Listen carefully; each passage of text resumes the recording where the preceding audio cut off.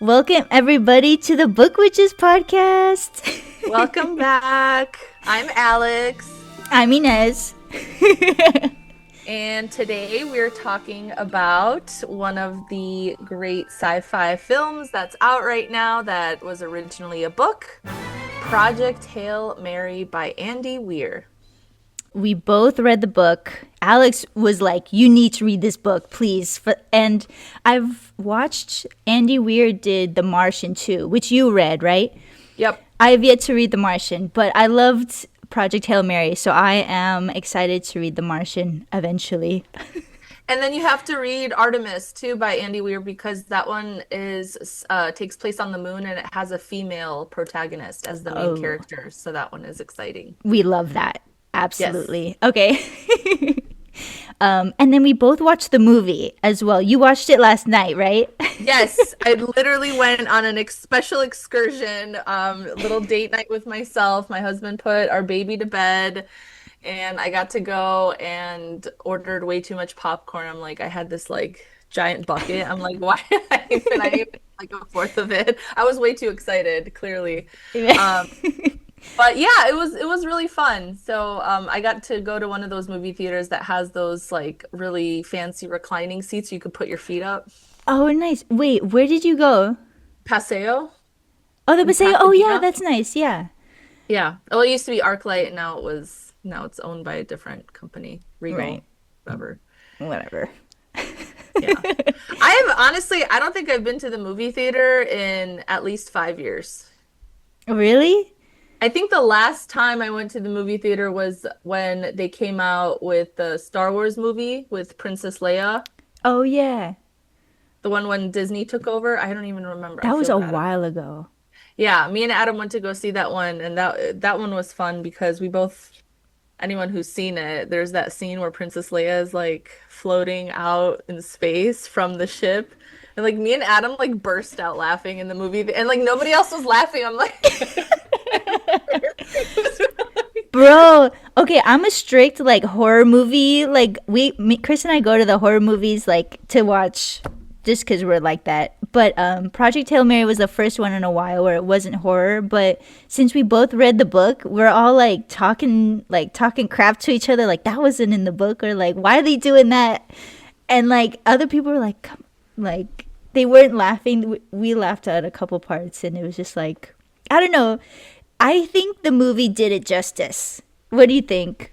I think so. I definitely feel, and spoiler alert, so if you haven't read it, we're obviously going to be talking about Right. stuff that happens. We'll compare it through the story. Yeah, I think they did Rocky justice. I thought that they did Yeah. a good job creating him. I was so excited because I didn't watch any of the trailers because I wanted to be surprised by what Rocky looks like. Yeah. And I was like telling you how much I was like weeping through the book. Right. Rocky's the best part of the book, to be honest. He's the best part. I can't even. Now I'm like pregnant, so I was just like, like, oh God. Oh my god. But I thought it was pretty good. I mean, honestly, the book's always better. exactly. Yeah. They It's more definitely detailed. right. They definitely like had to kind of like dumb it down to be a movie. And there's some Yeah. parts that are just like stupid. And I was like, Yeah, okay. I felt like the main character who was played by Ryan Gosling, who I was really upset about that at first. Only because yeah, I've never really like disliked him, but once I saw him in Barbie, I was like, Right. He's too old for Barbie. okay, thanks for saying it. I didn't have to say it, but I was just shocked at that choice of casting, and he looked Yeah. really weird. First of I all, Ken is a brunette. I don't know why there needed to be two blondes in that movie. yeah. I didn't really like him in Project He Hail was Mary. he was okay, but he was like more like I felt like dorky and like He like played that stupid because in the book he's like scientist, he's relatable, he's like this old like a dad figure that you love that's kind of like cringe, but it's because he's quirky though, you know? yeah, definitely younger I think in the movie even though I don't I should look up how old Ryan Gosling is right now because he's not that young. He's not the young, but like he's definitely younger, portrayed younger in the movie, and He's he tries. 45. Oh shit, he looks good. I know. Yeah, no. Okay. Yeah. So he played it more dumb than the book, let's say. Yeah, there's like specific parts, but let's get into the story. Yeah, let's get into the story. So we'll do a little plot summary and then we'll jump in here and there, kind of comparing what happened in the movie and In the book, yeah, what is Project Hail Mary. For those of you who haven't read it, it's another sci-fi. I feel like we've been doing a good amount of sci-fi and fantasy, which, I mean, that's what we like. yeah, It's fun to read. It's fun to get into these make-believe worlds, right? And make-believe realities. yeah. I like Uh, reading. yeah. So it's a sci-fi, it's a science-driven survival story pretty much. It mainly takes place on a spaceship. Um, and it's pretty much this guy who finds himself alone on a spaceship and he doesn't remember who he is. And long story short, it turns out that the our sun is dying because of something called astrophage, which are these little cellular organisms that eat the sun for their energy. And so this guy has to figure out why that's happening. He has to figure out and save Earth essentially. Right, And as he travels to another star or sun that is not being affected negatively by the astrophage, is surviving, he needs to travel there to figure out what is causing it to not die. And when he's there, there's someone else there already. and they And like it's figure it out. yeah, they pretty much become BFFs, him and this alien who he names Rocky because of his appearance. Hmm. And it is I feel like just such an endearing, lovely tale of friendship and Right, teamwork and survival. survival. Bro, like I personally don't like stories on spaceships, but like this one, because there's the main plot is on the spaceship, but it also flashbacks to like what's happening and Yeah. like what's going on Earth and like how what the main character is learning.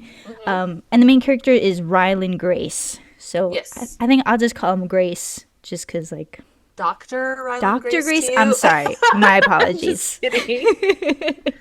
Yes, that is our protagonist in the story. So you mentioned it starts with him waking up in the spaceship from a coma, right? And he doesn't Yeah. know what's going on. He doesn't know who he is. He can't remember his name. Right. And he in the book he's like strategically trying to trigger memories to figure out like he's looking around, he's looking, but in the movie he's like partying, he's getting drunk. And I'm like a scientist? Like you are Right. here on an important mission. I wouldn't waste time like goofing around. Like you are here life or death. The hell? Yeah. Yeah, it was a little frat boy-esque. Yeah. I didn't like that. The book itself, like, okay, so disclaimer here, you listened to the book, right? Right. We both listened to the book for this one. We didn't actually read it. And for anyone who has not gotten into audiobooks, I personally recommend this one. Like, if you've never read and listened to an audiobook, this is probably one of the best because the narrator does such a great job. Yeah. And it's just yeah, it's a wonderful, wonderful audiobook. And He so sounds like anyways, the main character. He yeah, really gets yeah, into it. Yeah. yeah. He just does such a great job. And even the way that like the other characters are portrayed, um, Oh you yeah, know, yeah. because they don't use He multiple voices. I remember him doing the accent so well cuz there's Yeah. the Dutch woman who's like the head of the government, world government that's like Strat, yeah. Strat. He does such a great accent for her. Which, by the way, they made her German in the movie. I don't know if you caught that. Oh, really? It was a very small comment that she made, and it was during the karaoke scene in the movie where, like, Which I'm like that was interesting. That was an interesting choice. That Strat ends up getting down on some karaoke in the movie, which if you read the book or read the book, she's a very serious like yeah. scientist slash No government, nonsense. yeah, government like person.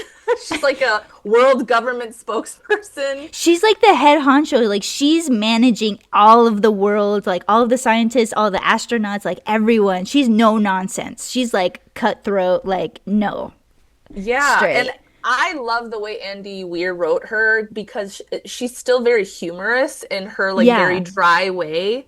yeah, She's just like no BS. Like Ryland Grace tries to like, get like things out of her and she like shuts it down. But it's really funny. It's really clever right. and In the movie though, like sorry. she like they try to put like a little flirtatious thing going on. I felt that too. And I'm like, this did not happen in the book. It's kind of weird. It would not happen. I don't agree with this. Yeah. And the German thing was, he asked her if she likes to sing because he like goes to her and he's like, "Oh, the party is weird. Everyone's celebrating, even though everyone knows they're gonna die on this mission because it is a suicide mission because they have to travel over 11 light years away to this other star, and you Right, they know, only have enough fuel to get there to the other yes, star and not back. yes. And so these astronauts that are selected or volunteer for this mission, they know they're not coming back. And so everyone's partying it up for their last night on Earth or what have you. And they're doing karaoke. And he goes up to her and she's kind of hanging out on outside. And he's like, "Oh, do you sing?" She's like, "Yes, I sing." And he's like, "Oh, okay." And then she says she was part of the German choir, like some kind of German choir. Oh, And I was like, well, okay, it's not like explicitly said that she's German, but it's implied, I felt, through that right. comment.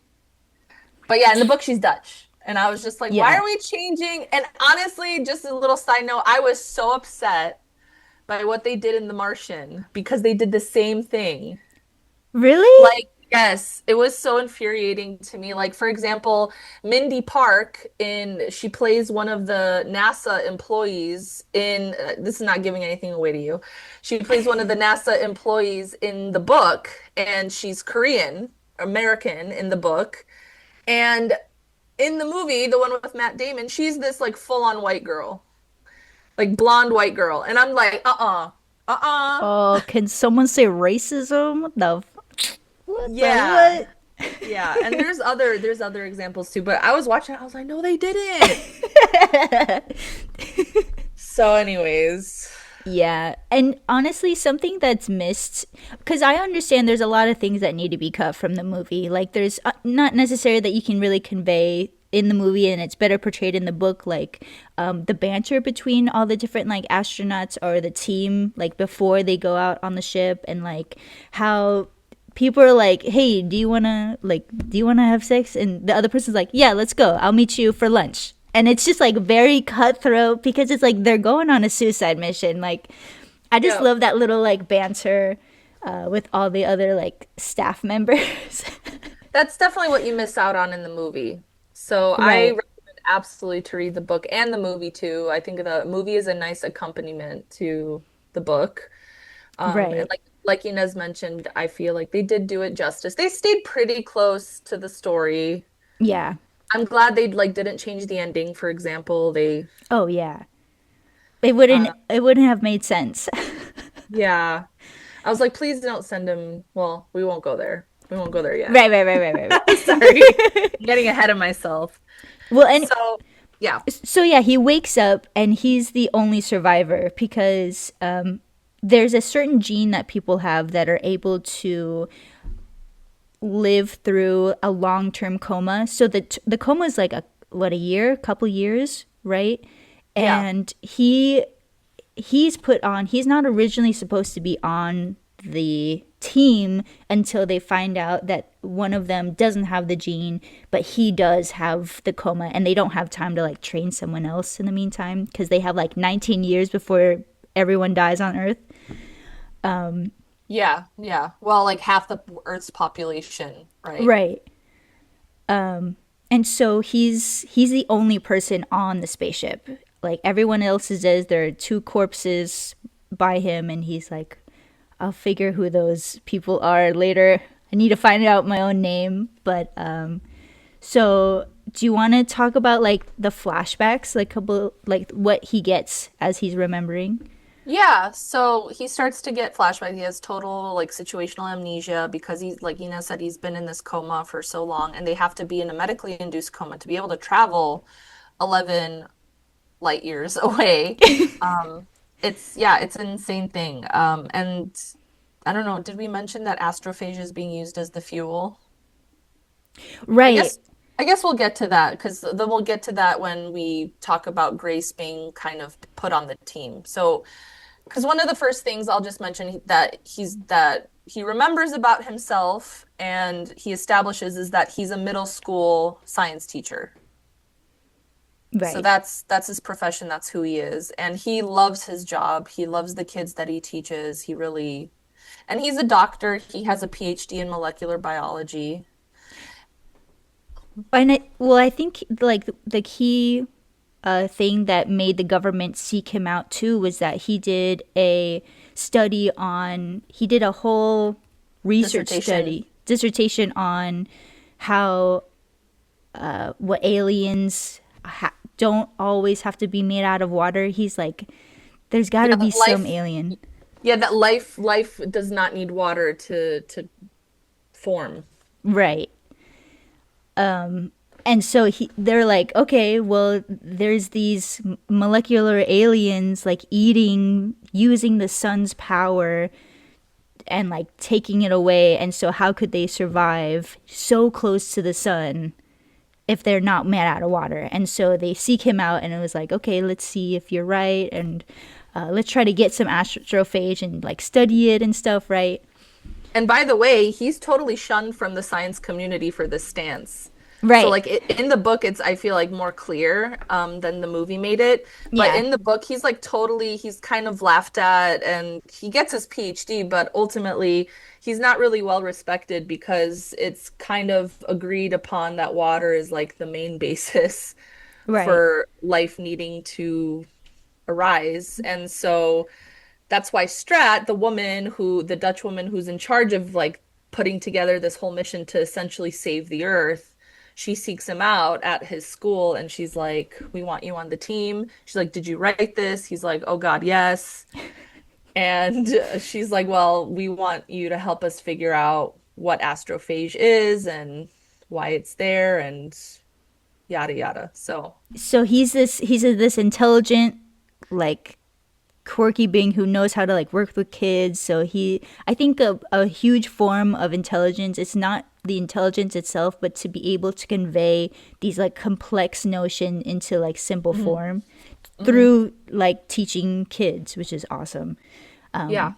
But he's like low key an outcast because he's like, oh, not all life has to be made out of water. But as they study astrophage, he's like through a flashback, right? They're like doing all this stuff, and in the movie, he's like being friends with the security guards, like Yeah, it was buying. he's like a security guard who's also kind of a scientist. Did you catch that? Because I feel like he knows. Yeah, like Oh, okay, his name was Carl in the movie. That does not happen in the book. He pretty much he's on his own and yeah. buddies up with Carl, the security guard slash I scientist. know they're going to like Home Depot, and like getting candy and stuff. And it's like, okay, They that's Hollywooded it up for sure. definitely.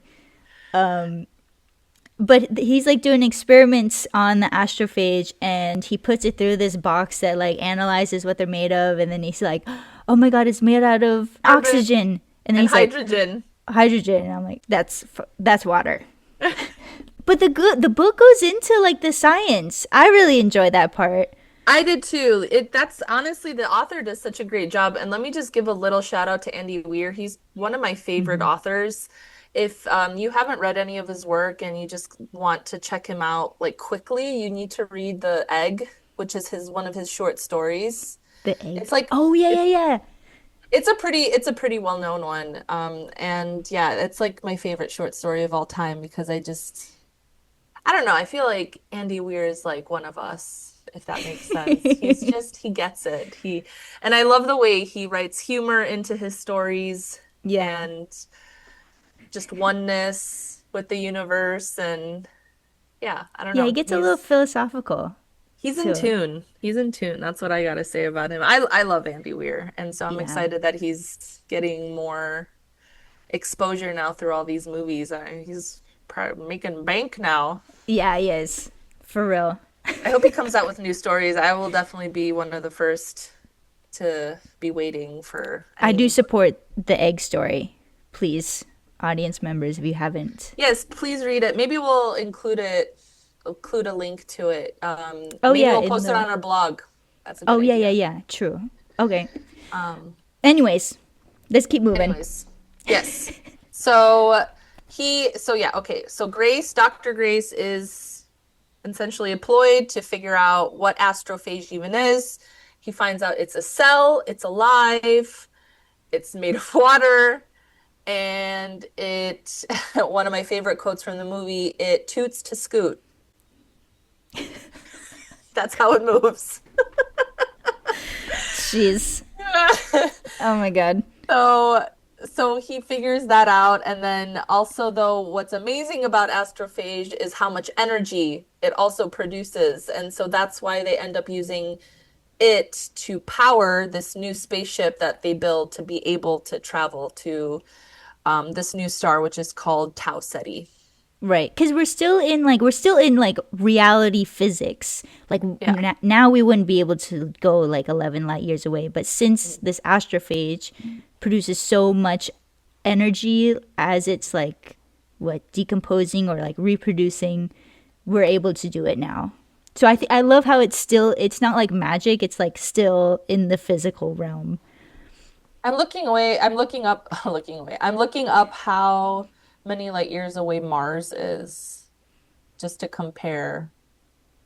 Okay, so Mars is approximately It's like 0.00004015 to 0.4057 light years away from Earth. So imagine yeah, 11, over 11 light years. So yeah. Woof. yeah, I don't even want to say more than 11 times more light years because I'm sure that's incorrect math. But So I really so obviously the movie had to cut this part out, but I really enjoyed this part of the book where so Dr. Grace goes on this expedition, but it shows how like the Earth is trying to cope while like the sun is being depleted. And so as the sun is decreasing its energy, the Earth is getting colder, and so they're like putting astrophage farms on the Sahara Desert, like putting it like all over, which is disturbing the ecosystem.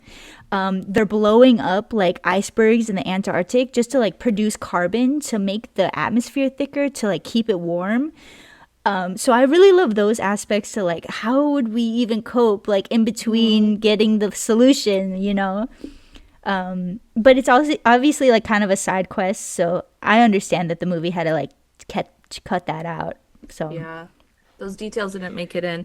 And just in general, all the calculations that like Dr. Grace does, which from are his super, mind, yeah, super like legitimate. Like the book actually has all of those calculations included in there, which I think is really fun and great. yeah, I love that It too. makes it feel really real. And it like reminds me of my middle school physics or like math classes. I'm like, oh yeah, all right. Yeah.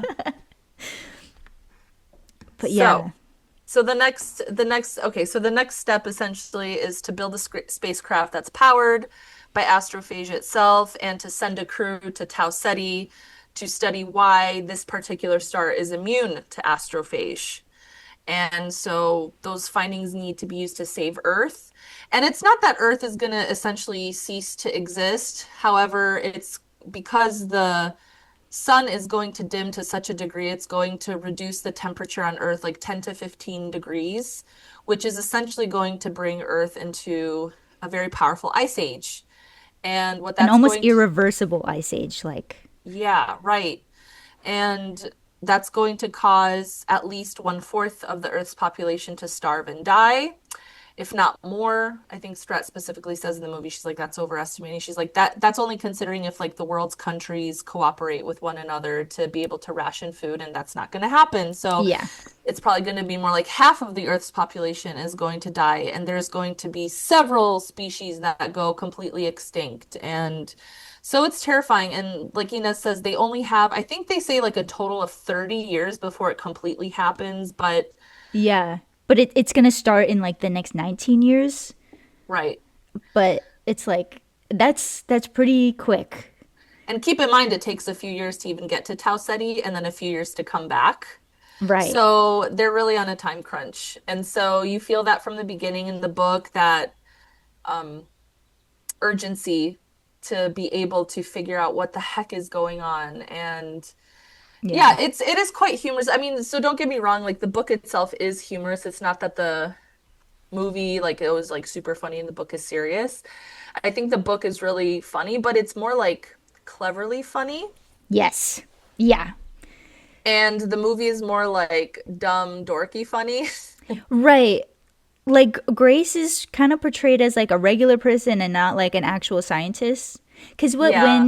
when he gets to Tau Ceti and he sees, oh, there's another spacecraft, he like freaks out and like tries to leave. Like, bro, like, are you not curious on like what's on that spaceship? Like, I mean, that's he super wigs out. They definitely add like slapstick kind of like, yeah. yeah, it's so annoying. But like in the book, he's like, oh, "What is this? Oh my god, like another alien! I'm so excited, like to try to communicate with it." You know? Yeah. And So obviously in the book it's more drawn out too, how they try and right, before they actually like meet one another. In the movie they have to speed it up. And the movie itself is like over 2.5 hours, so it's already a pretty long movie. yeah, Um, but obviously they can't add all of those details, but the details really make it.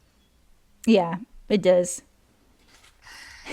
And so Grace initially refuses to go on this mission because he is not an astronaut and he is not keen on going on this mission. He doesn't want to die. I mean, he'd rather stay on Earth even if he has only 30 years left.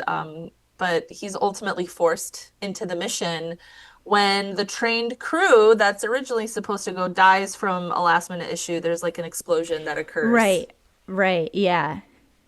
And so I'm glad that they included that. Well, I guess they had to include that in the movie. So he becomes a reluctant participant. Although I will admit, I don't remember. So in the movie they kind of tackle him and force him like by injecting him. I don't remember if in the book they do that or if he ends up reluctantly agreeing. That's something like if you know the answer to that, you can correct us or I leave a think comment. he has to agree because Strat is like, you know, I because Grace is like, oh, I don't like, I want to live, like, I want to benefit for the people that I can. I'm not an astronaut, whatever. And Strat's like, if you care about the kids that you teach, you would go on this mission to save everyone's life. Like, Right. that's how I remember it. I don't remember him being like tackled and injected and put I into don't medically. either. So if he does, my bad. I totally missed that. But yeah. So anyway, so we'll go. So he's on the flight, and what's interesting to me too is that it's just him and two other people on this spaceship, which by the way, they call the Hail Mary. And if you have any football knowledge at all that comes from football, and a Hail Mary is a throw that you do.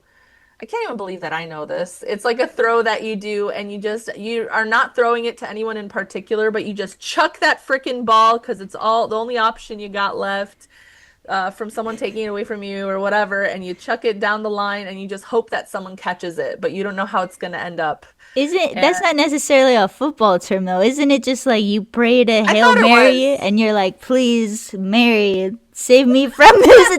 It don't gotta be football, girl. No, I thought a Hail Mary was legitimate. Let me look it up. I didn't know you were such an avid football fan. I'm not. I don't even know how I know that. I honestly don't even remember how I know. Is Hail, please hold. But Do, do, it's do, like because do. you're in a situation and you're like, give me a Hail Mary, please. God help Yeah, it me. says yes, a Hail Mary is a football term for a very long desperation forward pass thrown in the final seconds of a half-hour game with low probability of success. What the heck? Isn't it? It's but it's used like anytime. Like, I'm in the situation. Give me Hail Mary. Can I get a Hail Mary? I've never heard that. I don't know. I am not very religious, so I'm. Let's see, let's see. What's the origin? While used by Catholic universities like Notre Dame since the 1930s, the term was cemented in the NFL lexicon by Staubach. Sorry if I got that name wrong, probably did. On December 28th, 1975, after a 50-yard touchdown pass to Drew Pearson to beat the Minnesota Vikings. So there you What go. the? It is football? Yeah, buddy. Oh my god. Oh, jeez. So, so that's why the project name, the project and the whole thing that they're doing, they ended up calling it a Project Hail Mary. They have no idea if it's going To to work. win, to Yeah. work, when. Yeah. So the ship itself is the Hail Mary, and they're just hoping that this effort is going to be enough to save the Earth and save humanity. So, what he's finally like getting some of his like memories back. He's kind of like remembering what's going on. And then he meets he doesn't meet Rocky, but he sees another spacecraft and is like, "Oh, orbiting Tau Ceti."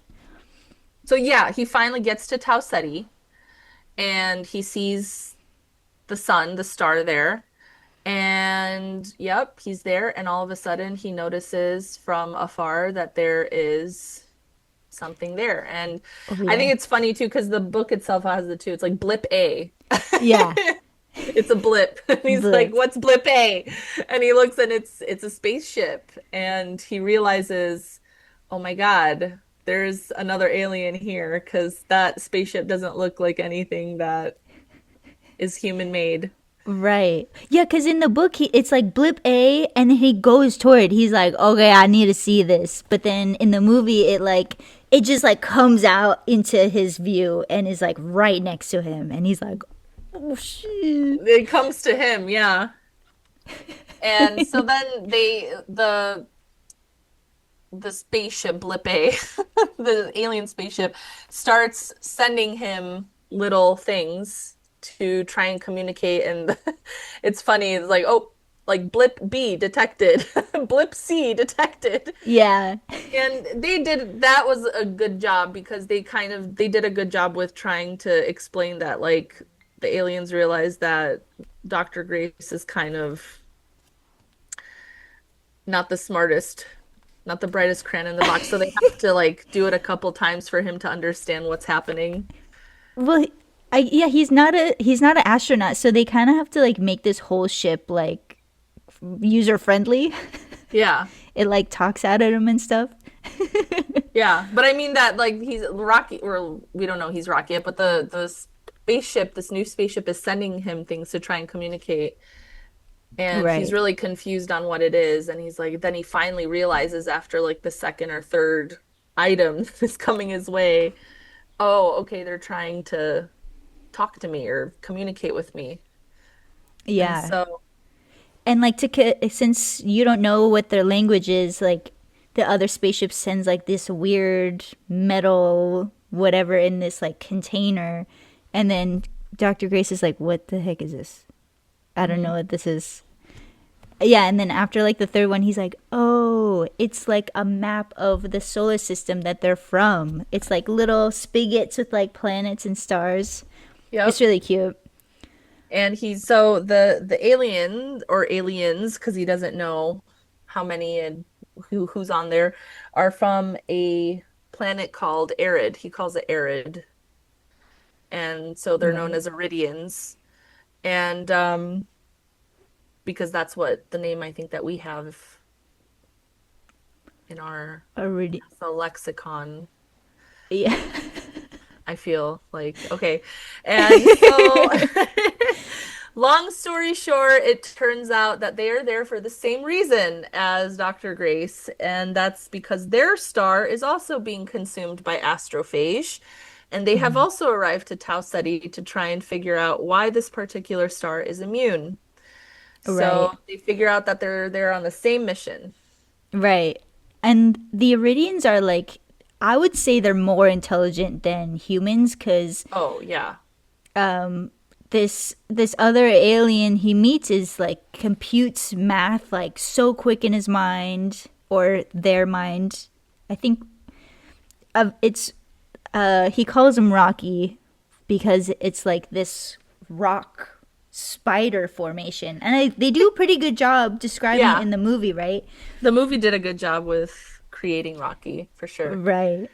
And I was happy that they didn't like make him look like, I don't know, prettier or like more yeah, polished or he definitely, I feel like, looks like what the book describes, which like Ina says, it's a rocky spider thing. yeah.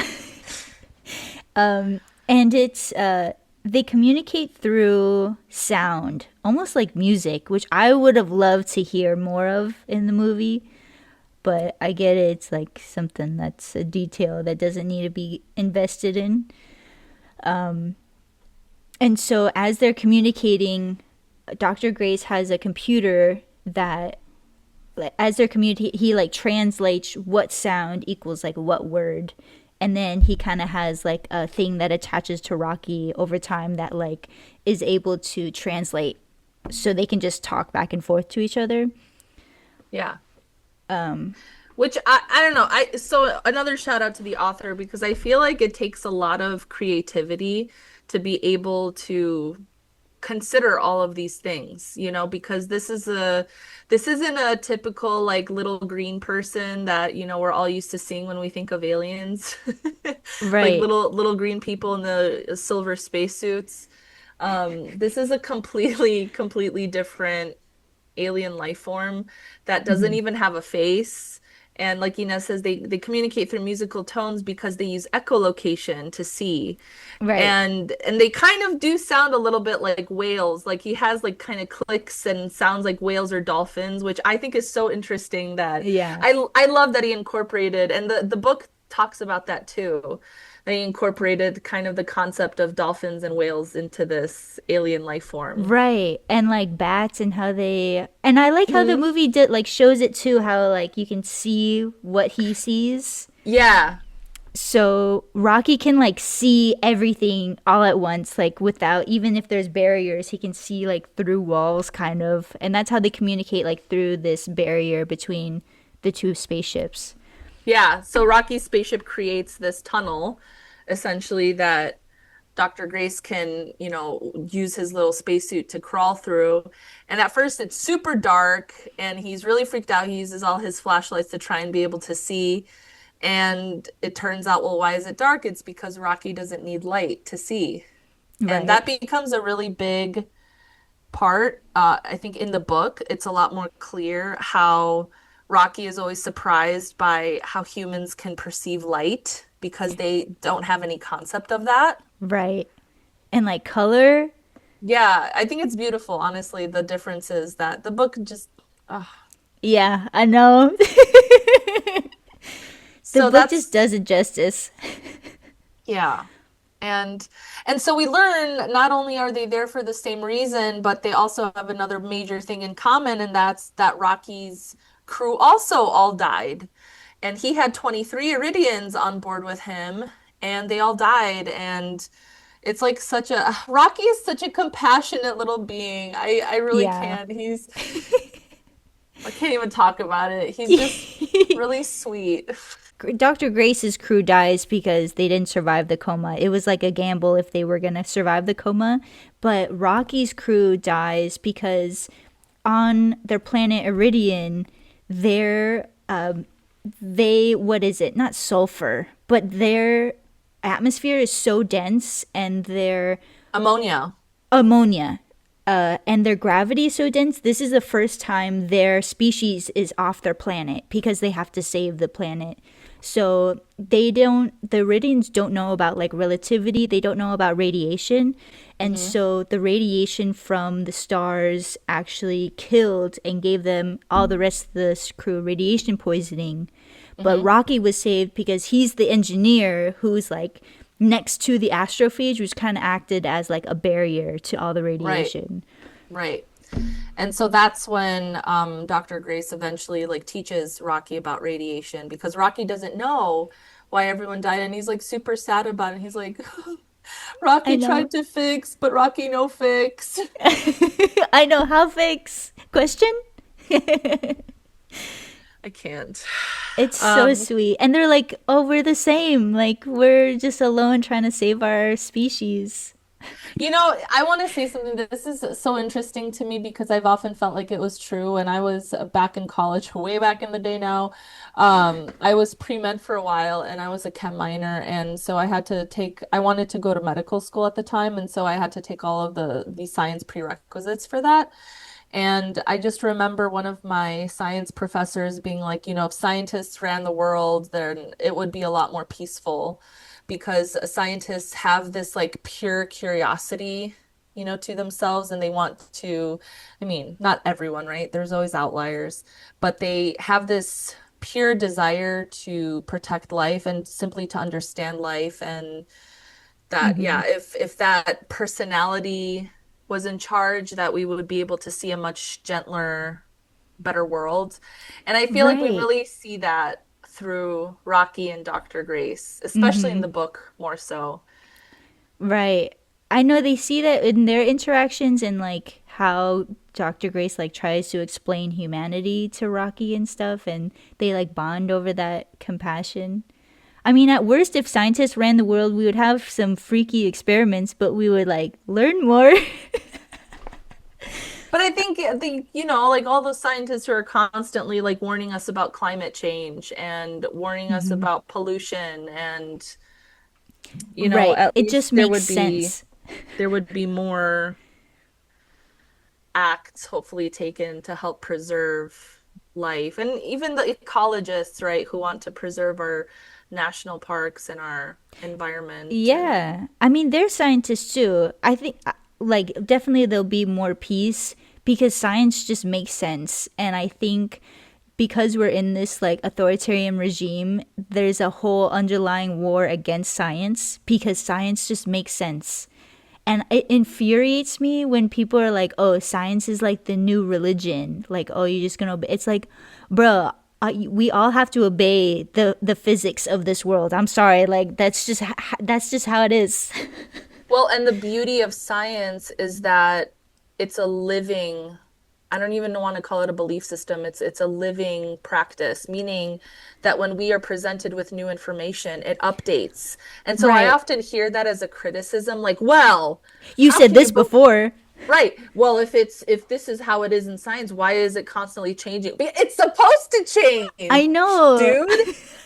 Like it's a good thing. It's a good that's why it's not like religion because there isn't a set in stone dogma that is just always the same for thousands or whatever years. Right. It's that wow, we did this experiment and it actually changed our, the hypothesis is wrong or the theory was proven wrong and this I is know. what it is now. And it's like, hello, that's what it should be like. I know if like even just as a person when you receive new information, I would think if you are intelligent, you would change your perspective and incorporate that new information to like, oh, I was wrong. I admit I was wrong and I will move forward with this new correct information. Like that's just change that shows intelligence. I definitely think that that is a good like one of the measures of higher intelligence. I would say I agree with that. Like I think people who are able to be presented with new information that is logical and makes sense and has evidence, like I feel like the intelligent person would say, "Yes, I am open to accepting this. This is Right. Or even just what just it looking is." into it, being curious about it.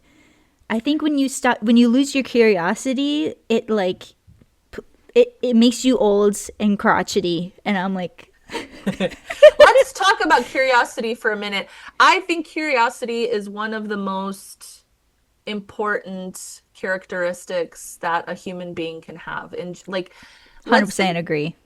think about a child. Children are probably the purest forms of human beings. And when you look at a child, especially if you have kids and you get to experience it, like firsthand, especially my kid, who's about to be 3, you just see them, they're so pure. They are not conditioned in any way. I mean, there is always going to be some conditioning, but in general, they have just a pure curiosity for how the world works, and they want Right. to explore, and they do so really unabashedly. Like even the way that they form relationships with other kids, it's so like beautiful to see. Like it really, I think it's just that's the best part of humanity. And as we Yeah. get older, through shame, through conditioning, through, Judgment. yeah, societal constraints, cultural Hmm. constraints, we really lose that flexibility that we have from childhood, that curiosity is lost too. Like Yeah. I can't tell you how many people I know who are 50 plus and who unfortunately just lost that curiosity, and they live the same routine over Hmm. and over, and they are just perfectly okay with that. And there's never any desire to leave their own bubble. There's never any desire to travel or to have new experiences or, Right. and it really breaks my heart. Yeah. And curiosity, like when you lose your curiosity, you lose your compassion, like for others and for Mm, yourself. And it's just yeah. like you lose part of that humanity to like just to be compassionate about other people who you don't even know. Like to be a scientist, to go out on this expedition to save humanity, you're saving people you don't even know. And Yeah. to have that compassion is so crucial to be human. I think the key, I think that's what really separates us from, I mean, I don't even want to say animals because animals have shown to be so compassionate, Oh but yeah.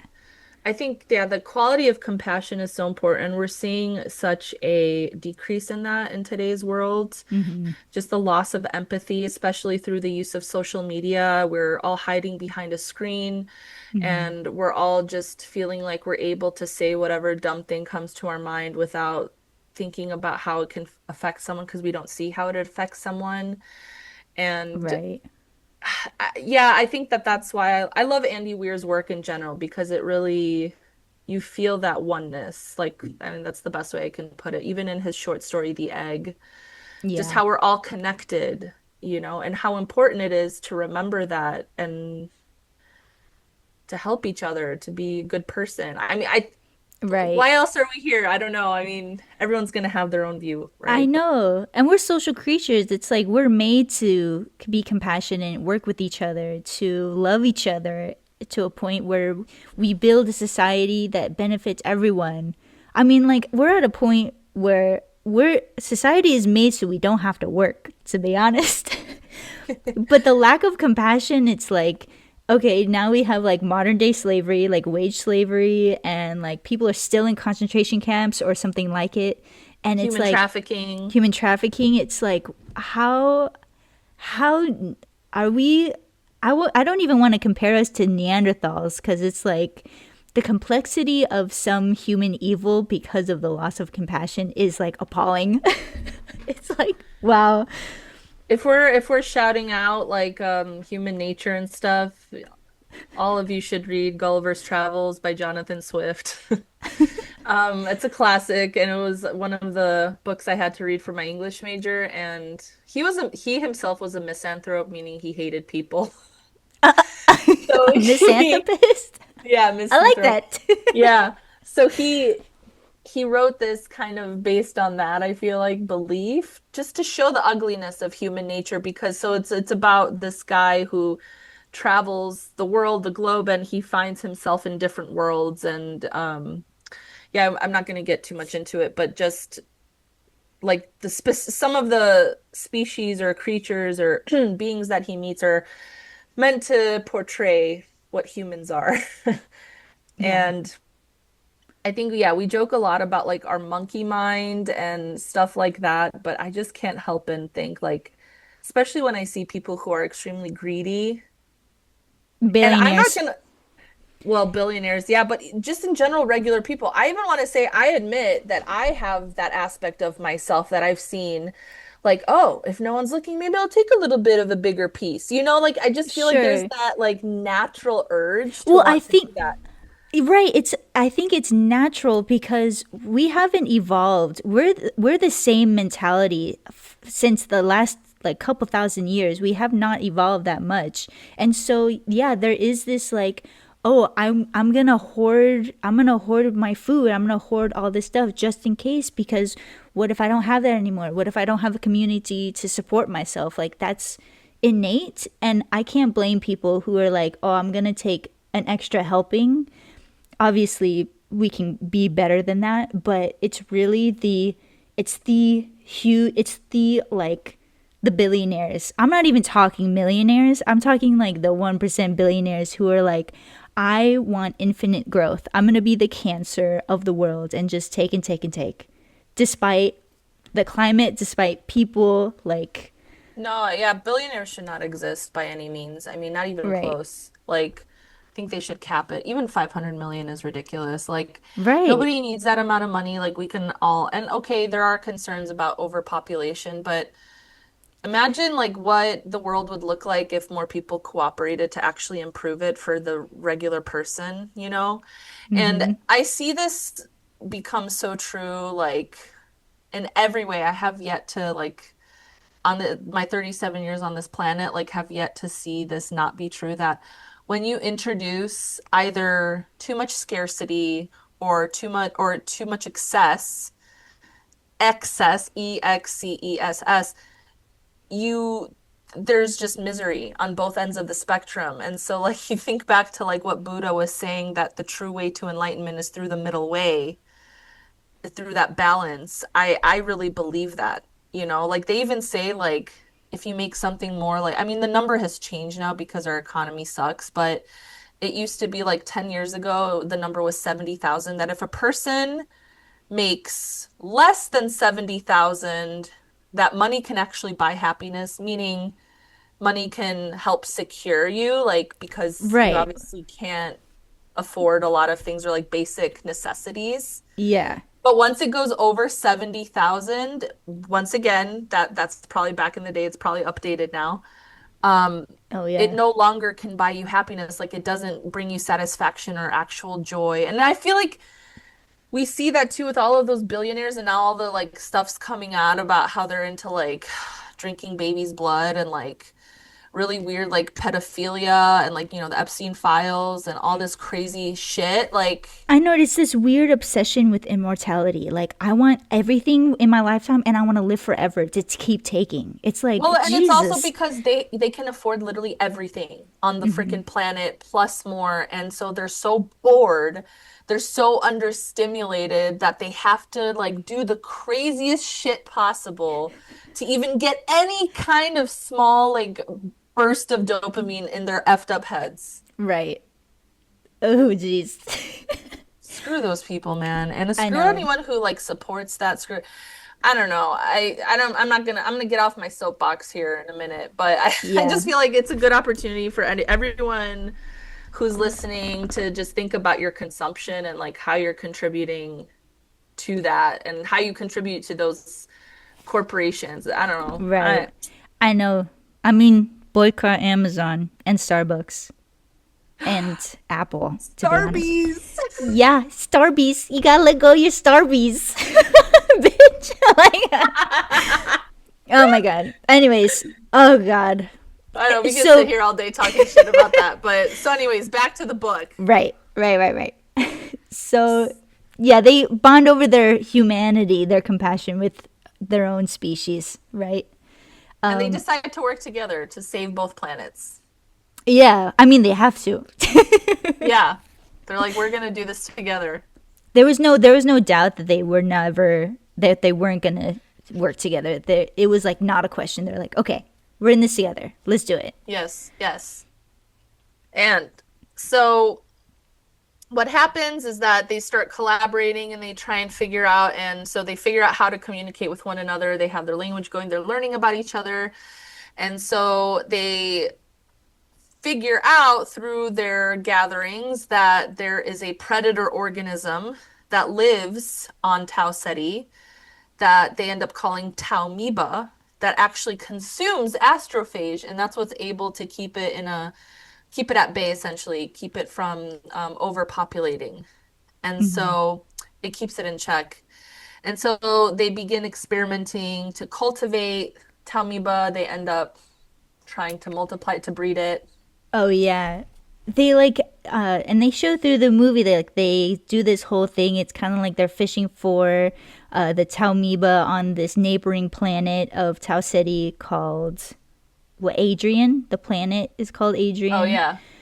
And they cut from the movie how Dr. Grace has like a girlfriend back home, but like they break up, and so they name it Adrian because he doesn't know how to say the name of Rocky's lover because Rocky has a mate, and it's Yeah. like just this noise, beautiful like noise music, and he's like, couldn't name it Adrian because that was my last relationship, but Wasn't it also, hold on.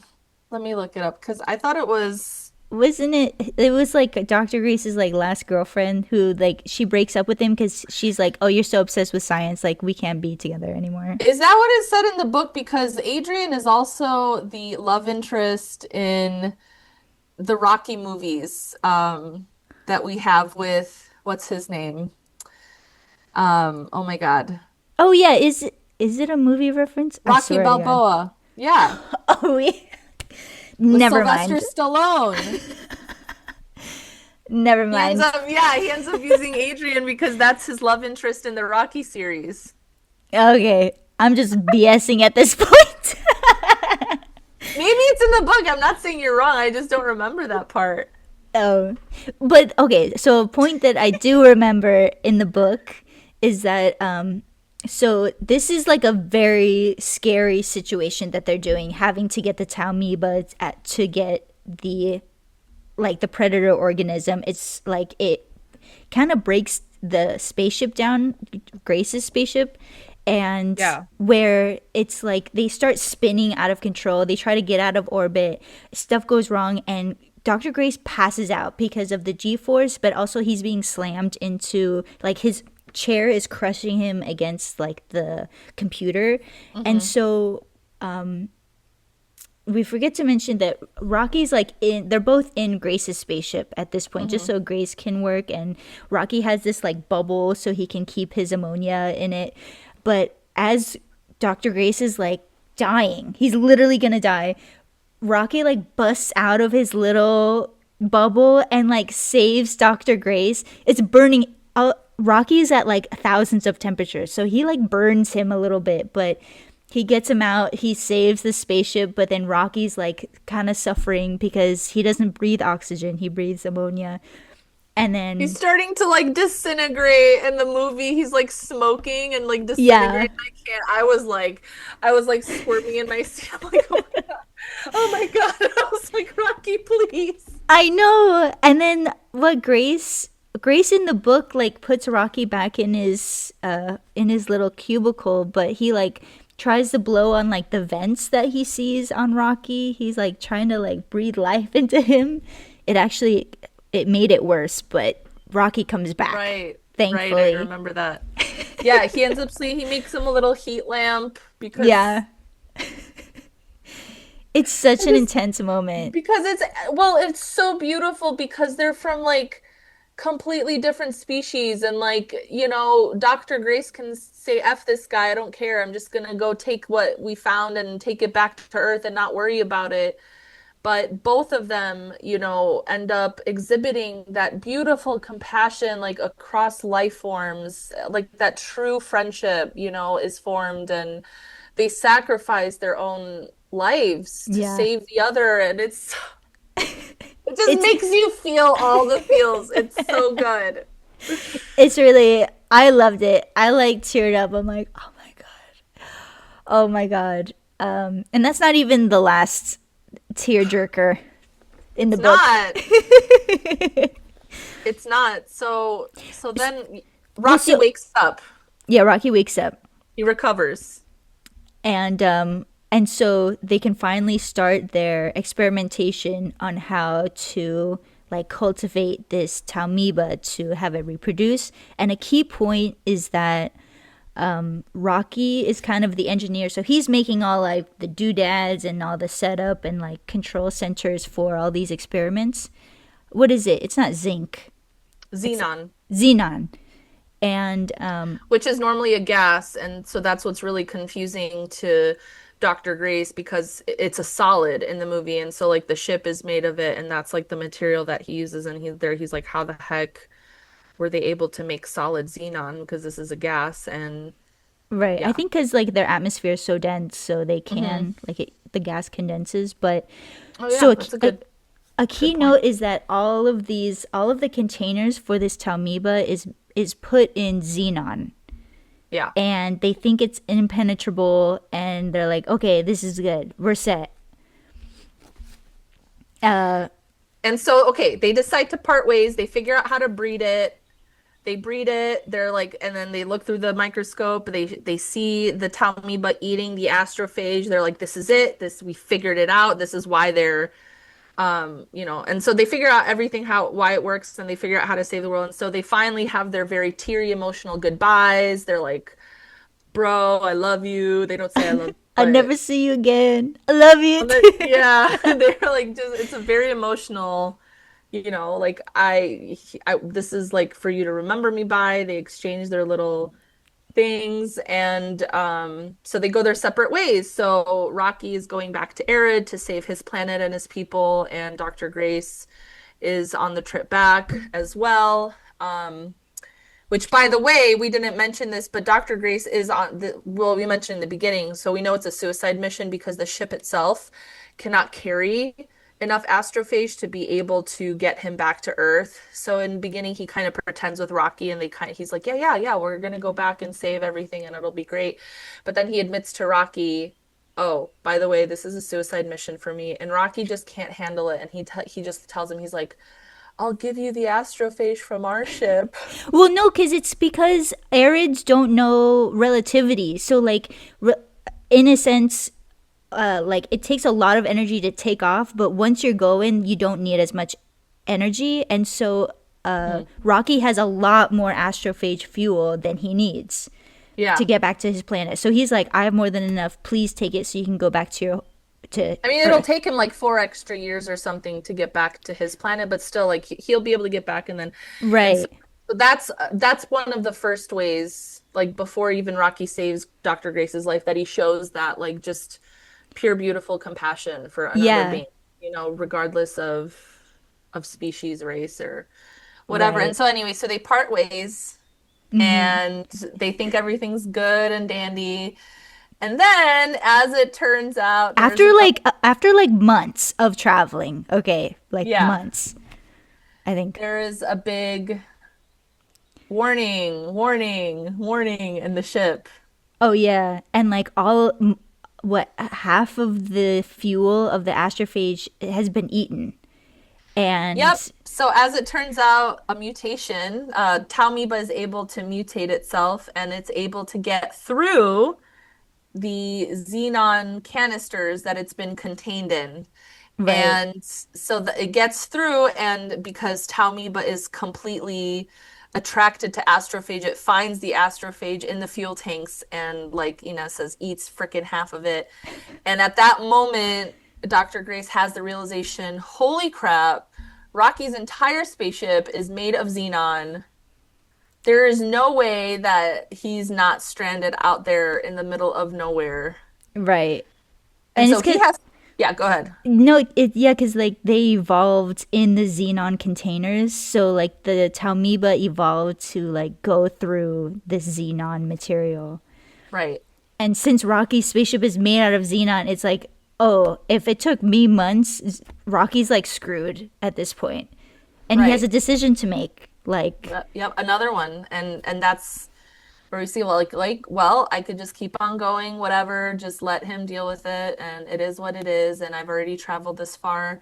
But he's like, I'm gonna go back for my friend. and instead he like sends, he has these little like ship containers to send back to Earth. It Yeah, was like probes. the probes, like they're named after the Beatles Yeah. because in the book it shows like the engineer who made them loved the Beatles, and so they named them after like John Paul Ringo. and George. Yeah. So he sends the Talmiba back to Earth through the probes, and he, Along with all of his like video journal recordings. yeah, and all the information about arid and like rocky species. And then he And that'll flies take a few back. years for the probes to even get back to Earth. So it's not like, Right, oh, they're just gonna go there immediately. Like the Earth still has to wait several years before the probes even make it. And then they have to figure out how to breed it and apply it and blah right. blah blah. So thankfully, Dr. Grace, being the good person that he is, he goes back and he decides to save his friend because he's like, I can't live with myself knowing that he's just out there stranded. And because he Yeah, realizes he's just going to be stranded not just from the fuel, but then the radiation is going to get him. He doesn't have the astrophage to buffer him, and he's going to die a very slow, painful death from yeah. radiation sickness. And he's just like, I cannot live with that thought. I love Rocky.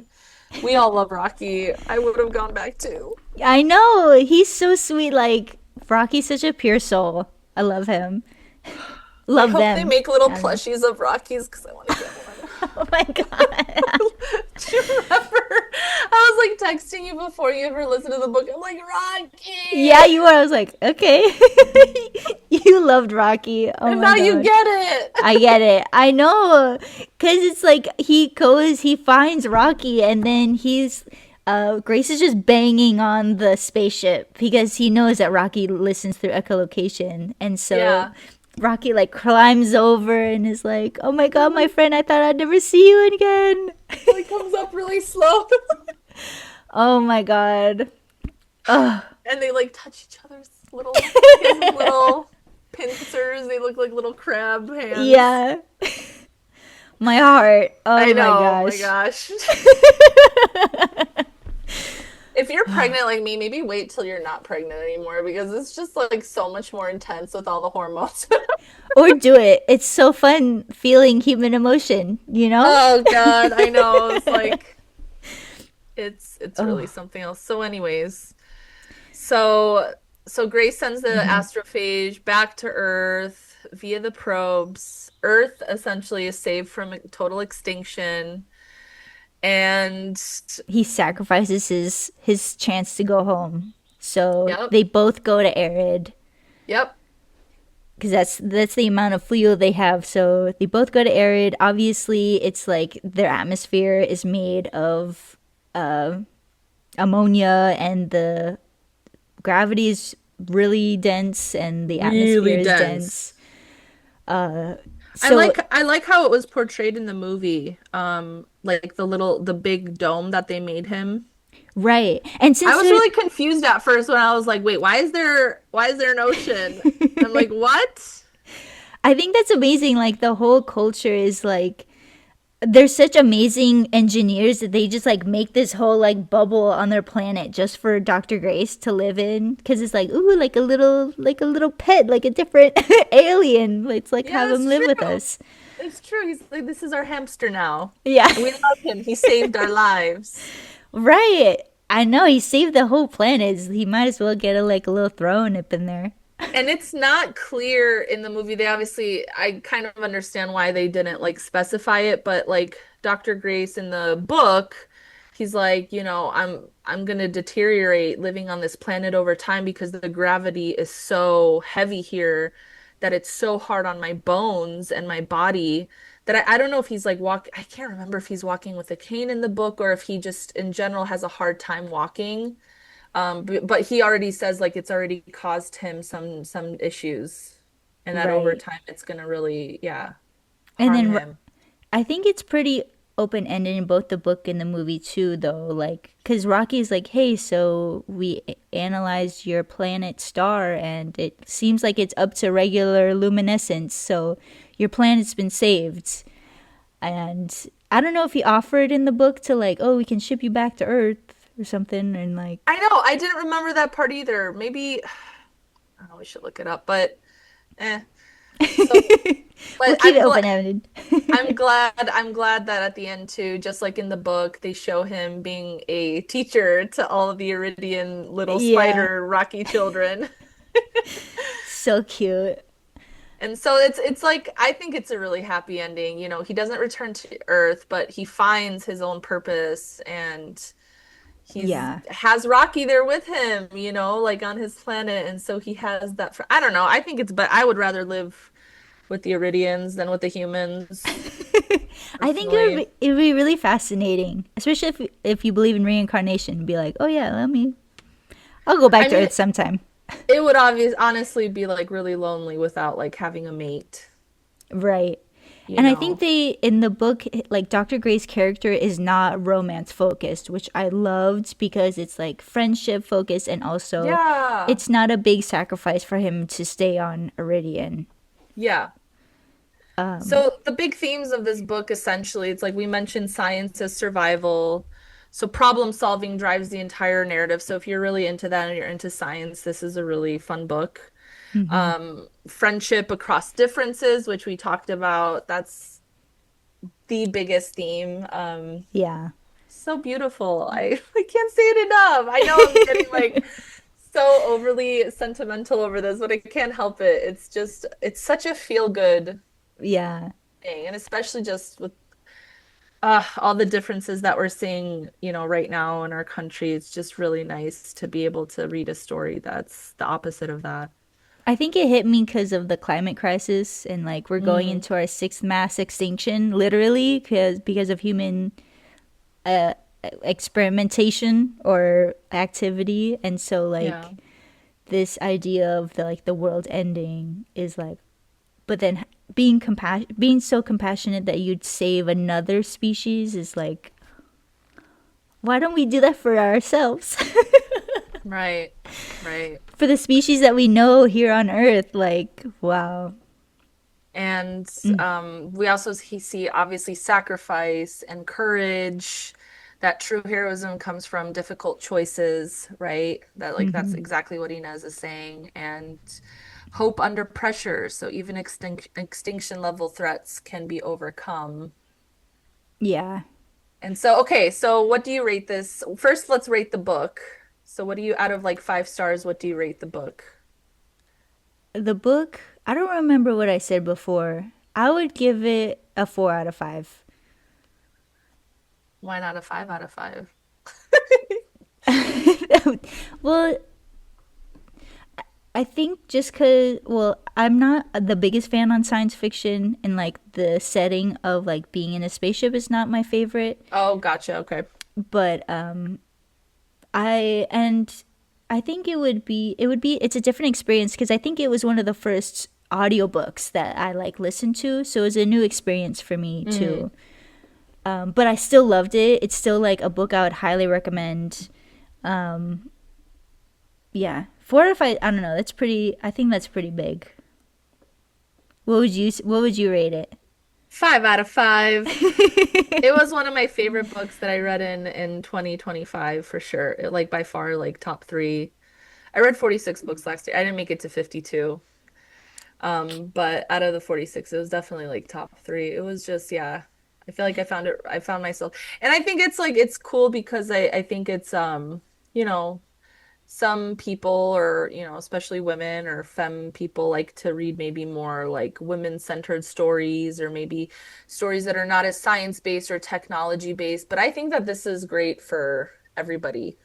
You know, Yeah, I think that everybody can find um like real enjoyment and entertainment in this book. So I find myself really recommending it to all different types of readers. absolutely. Well, so how would you rate the movie? Like a 3 out of 5. I think same. I don't mind Ryan Gosling, but I don't. I think they played him because he would make it more funny, and I'm Yeah, like, for sure.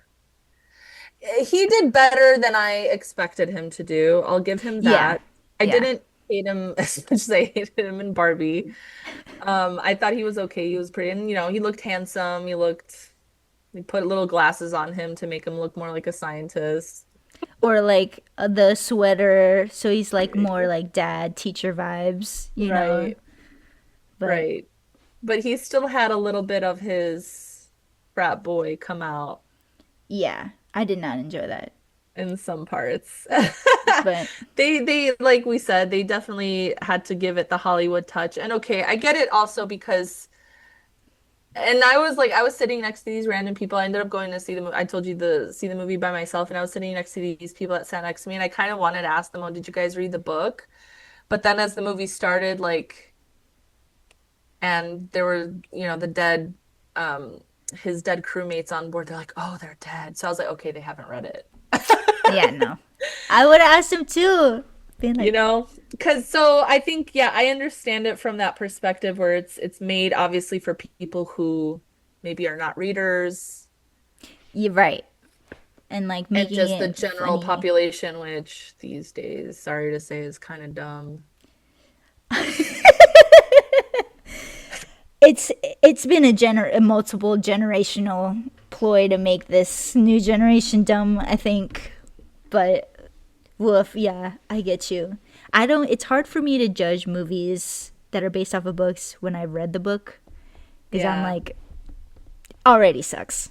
I'm sorry. I have not watched a movie that was better than the book yet. I'm I not. don't think, is it possible? Is it possible to even do that? I don't know. Hey, if you guys have a movie that you think is better than the book, comment Please. and let us know so that we can make that comparison ourselves and see for ourselves. Because I would love to see that. Love to be proven wrong, to be honest. Totally. Oh my gosh. There was Well, this tote bag that I wanted to get that said the book was better. the book's always better. Oh, It always is, I know. anyways, uh, let us That note. know. Let us know how you enjoyed the book and the movie, or both. Or one or the other. One or the other. Let us know what you think. Correct us if we said anything wrong. But thank you for watching and being on this journey on our Or TED for Talks. listening, if you're, yes, or listening if you're listening through where we have our just our podcast, not just because we're filming this on video to put on YouTube, but then we also post on all of the podcast streaming platforms. Yes. Please like and subscribe for more if you love listening and watching us. There will At always be Book more. Witches Podcast. Yes.com. Website, YouTube, Spotify, wherever you get your podcasts. And yeah, thank you so much. Thank you so much for listening. Until next time, Blessed be. blessed be.